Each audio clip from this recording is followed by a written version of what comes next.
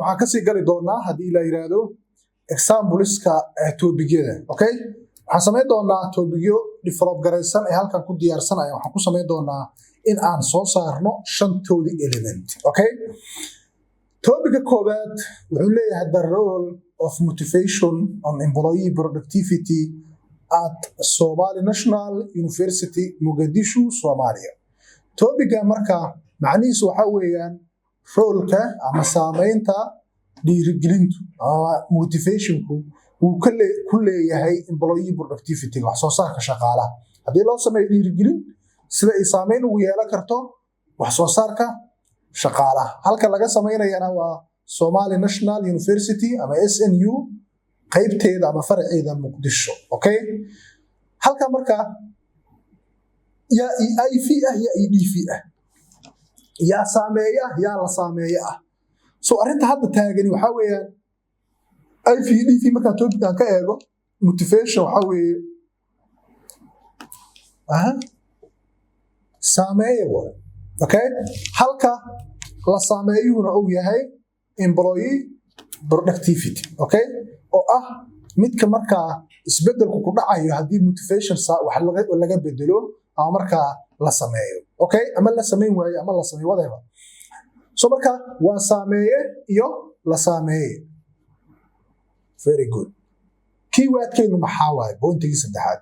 Topiga marka hadda waxaan arkaynaa inaan positive aan u baari doono. Saas darteed keywordkaan isticmaalayno waa the role oo ah saamaynta quman ee dhiirigelintu ku leedahay. Okay, saas u dhigmaysaa. Laakiin haddii motivation uusan jirin ama marka employee productivity oo kale xun aan baarayo motivationka saamaynta uu ku keen ama whatever. So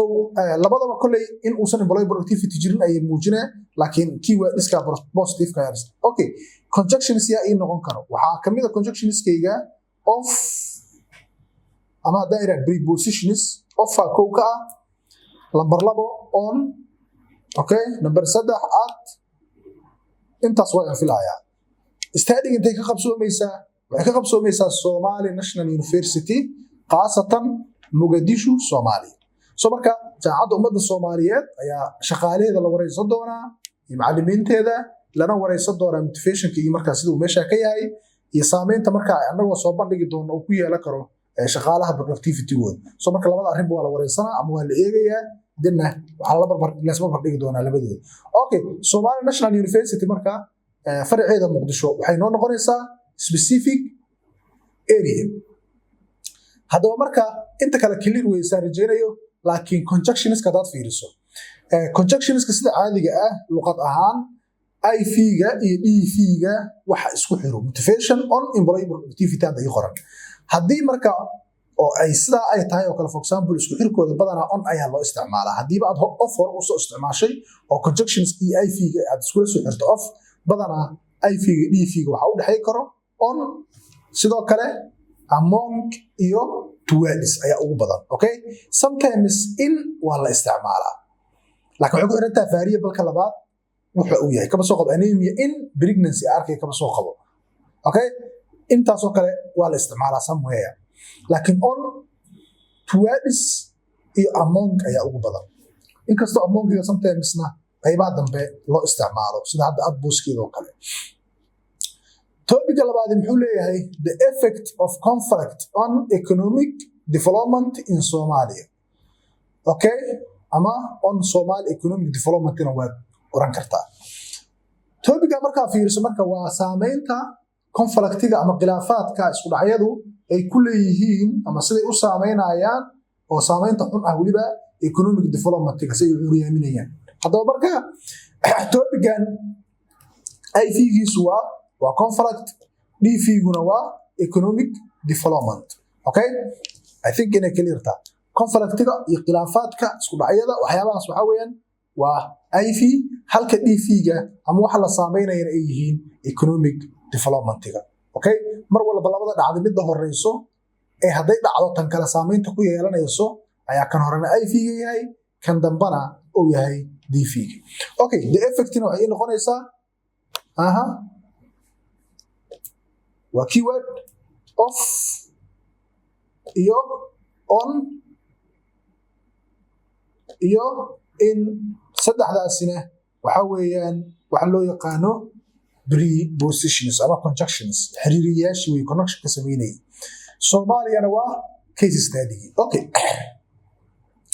topic xigga muxuu leeyahay waa si fududaanaysa saan filaayo the importance of computerized accounting towards financial performance at IBS Bank Mogadishu Somalia topic marka marayso si aad u qiimeyso inaad ifahantay waxaan malaynayaa topigaas waa ka soo saari kartaa saan rajaynayo IF iyo DF so marka hal mar boos dhaho then qiimey then ku soo noqo okay ma adan boos gareena u malaynayaa dhimadan importance-ga oo computerized accounting ama marka isticmaalka computerized accounting ku saameynta ay ku leedahay financial performance-ga macnaheedu in dhaqaalaha iyo marka xisaabintiisa performance-giisu ay fiicnaato oo error-ku ka yaraado waxaan laga baarayaa IBS Bank Mogadishu Soomaaliya computerized accounting marka application-da caadiga ah sida QuickBook iyo wixii la mid ah uu yahay any computer mataqaana system oo accounting loo isticmaalana uu noqon karaa oo marka financial lagu manage kareeyo oo marka company-ga okay haddaba study-gan haddaan fiirino marka computerized accounting ayaa waxay noo tahay IF halka DF-geena uu yahay financial performance oo isla socdo okay iligu xil la saameynayo wax saameynayana waa computerized accounting the importance waa conjunctions-keena ama conjunction-keena sorry keyword-keena conjunctions-keena ama prepositions-keena waxa ugu horeeya of sidaas la mid ah towards sidoo kale inta ay yihiin conjunctions ama prepositions IBS Bank Mogadishu Soomaaliya iyadana waa halkii study-ga laga qabanayay okay inta marka maraysa marka hadii aad muuqaalka iska gudbiso macnaheedu waxay tahay topic sida loo doorana waan fahmay weeyaan okay hadii laakiin aadan gudbin ama aadan xoogaya xanaaqadana wali bilaabin macnaheedu ma aadan fahmin la sii socdo okay example kan aan sii gala marka wuxuu leeyahay determinant factors of digital marketing adoption among small and medium enterprises in Somalia okay haddaba marka topic-gan aad eegto marka waxa laga yaabaa diyada aad ka fikirto kan IF-giisa iyo DF-giisa kali waxa ku soo saari kartaa in aan ku macneeyo ama aad horay fahan hore uga haysatay waxaan ku leeyahay determinant factors waxaan rabaa inaan baaro those factors oo saameynta ku leh digital marketing adoption ama ka qayb qaata la qabsiga marka waxa la yiraahdo digital marketing isticmaalkiisa digital marketing waa la yaqaan waa in mataqaana xaysiimaha iyo wax la midka ah iyo social media in loo isticmaalo iyo wax la mid ah oo marka technology la xiriiro inaad marketing samayso adoo marka isticmaalayo technology ayaa digital marketing noqonayo ama isticmaal website ama isticmaal Facebook ama TikTok ama whatever dhammaan digital marketing ayay ka mid yihiin okay study-gan marka waxay qusaysaa among small and medium enterprises shirkadaha waaweyn iyo kuwa yar shirkadaha yaryar iyo kuwa dhexdhexaadka ah ee Soomaaliya ku yaal ayay focus gareynaysaa dhamaantood ayaa marka case study u ah soo markii case saan oo kale uu yahay yana qaabka loo sameeyo insha Allah taala waa arki doonaa qaabka population markii company gooni yahay markii wadan dhan tahay qaabab kala duwan oo loo sameeyo ayaa jirta okay hadaba marka topic-gan yaa waaye wax saameynaa yaa sala saameynaa so haddaad si fiican ugu fiirsato those factors okay waa factors ama determinant factors saameynta ku leh those saameynta ku leh ayaan ku iri digital marketing yaa la saameynaa marka digital marketing adoption waxay ka qayb qaataan in digital marketing kala la qabsado okay so those factors waa causes-kii aan baariyay okay effects-kiina maxaa weeyaan ama waxa la saameynayo waa digital marketing adoption naftirkiisa ay u yahay marka waxa la yiraahdo wuxuu noqonayaa DF-gi ama marka effect-gi inkastoo sometimes-na uu noqon karo linkage oo waxa loo yaqaan mediator oo marka small and medium enterprise performance hadaan baarayo marka oo marka faktarada ka qayb qaadanaya in digital marketing kala la qabsado digital marketing kana saameyntu ku leh small and medium enterprise performance-ga way jirtaa qaab noocaas oo la isticmaala IF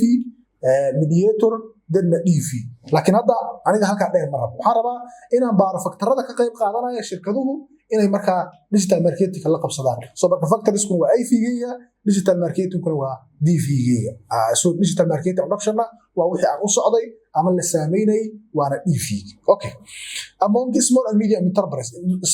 medium enterprises Soomaaliya oo guudna waxay isku noqonaysaa case study conjunctions-kana waxaan u malaynayaa way iska cad yihiin of kamida among kamida in kamida okay examples-ku wali way sii socdaan okay wuxuu leeyahay kan ku xigay the impact of social media towards reading culture at Somali National University Muqdisho Soomaaliya isticmaalka social media-ha iyo saameynta uu ku yeelan karo ama wax mataqaanahay akhriska ama marka reading culture okay caadada akhriska saameynta uu ku leeyahay social media so marka social media hadii uu negatively u saameynayo waxaan baari doonaa ama marka sida uu u saameynayo reading culture so marka halkaas waxa kaaga cadaanaysa in social media uu yahay IV-geena halka DV-guna uu noqonayo reading culture okay at Somali National University Muqdisho Soomaaliya waa case study in Soomaaliya dad wada tirana iyana way jirtaa laakiin population-ka ayaa ka yara duwanaana qaabka in Somali National University ardada dhigato waa baari karnaa okay risky factors waxa weeye topic of anemia among pregnancy attending at Banaadir Hospital Muqdisho Soomaaliya topic wuxuu leeyahay wuxuu rabaa inuu baaro qofkani factorska risky factors okay waa those factors oo negative ka ah oo marka anemiyada ku sababa maamada uur kale hadaba topican IV-giisu muxuu noqon karaa DV-giisu muxuu noqon karaa okay haddaan la kaftamo dadka qaar ayno waxay dhihi doonaan anemia ayaa waxay noo tahay IV DV-guna waa pregnancy ilaa wixii la saameynayo waa iyaga qaarna waxay dhihi doonaan risky factorska ayaa IV anemiyaduna waa DV so marka midkay ka tahay fadlan qaybta commentiga ama faallada ku muuji isla casharka inta daawanaysid please okay saaxiibada hore faallada ay soo qoreena ilaa horta ayaa la soo daawanaya kooraska